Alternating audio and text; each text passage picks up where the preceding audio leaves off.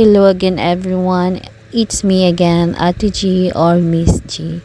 So in this video, let's do cooking and I made this yummy pumpkin with white mushroom.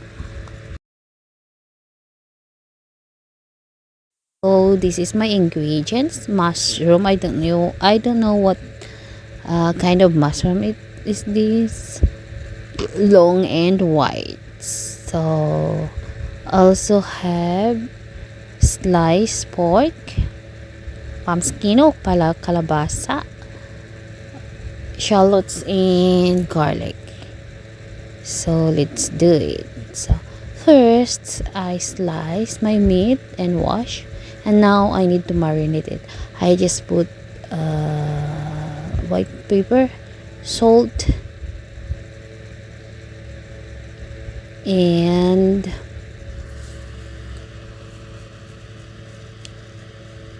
I mix it. So and I leave it for 30 minutes before I proceed to fry this meat. So I also added oyster sauce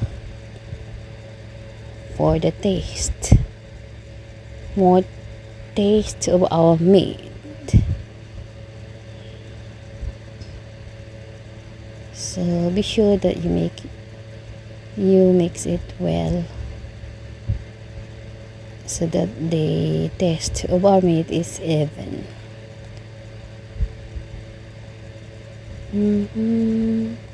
So now I will add cornstarch, not that much, I think 2 or 3 teaspoons, and mix again.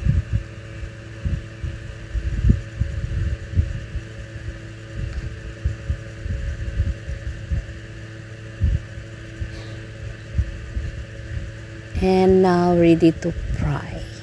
So can you leave the meat for about 30 minutes before you fry it. So here, let's fry just until golden brown.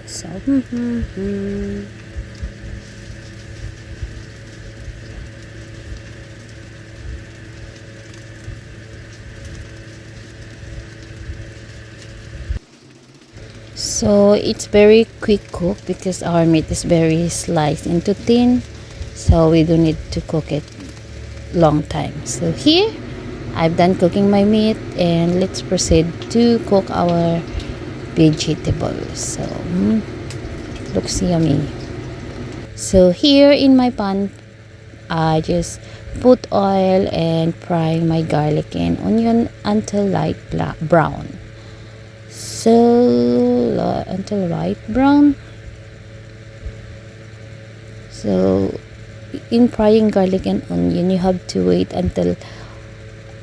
cook until light brown, so that the taste of your food is very yummy, tasty. So now I add my pumpkin or squash. Filipino, we call it squash, but other languages, other countries call it pumpkin. So I add little water so that our squash will cook, or pumpkin squash. So need to close to cook our squash.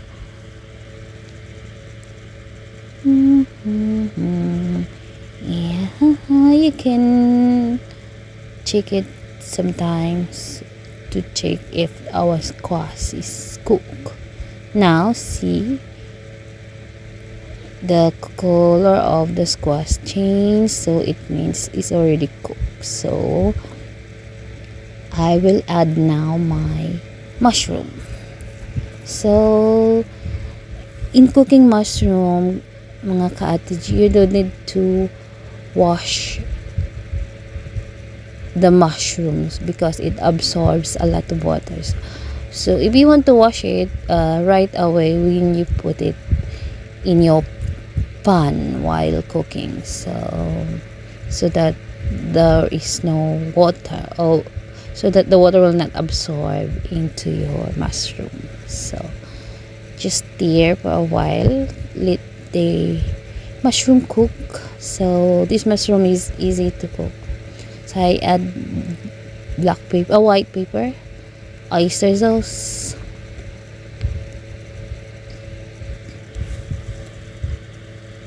and a pinch of salt, and stir it. So now my mushroom is already cooked. I will add now my meat. So the meat that we cooked earlier, add and stir it. And our dish is already done. So that's quick cook. Maybe it takes me 10 minutes to make this recipe of mine. So thank you all guys for watching, and see you to my next video. Thanks for watching, and if you like my video, please don't forget to like, subscribe, and hit the bell button so that you have notification in all the videos that I am going to upload. Enjoy watching and have a blessed day ahead, everyone.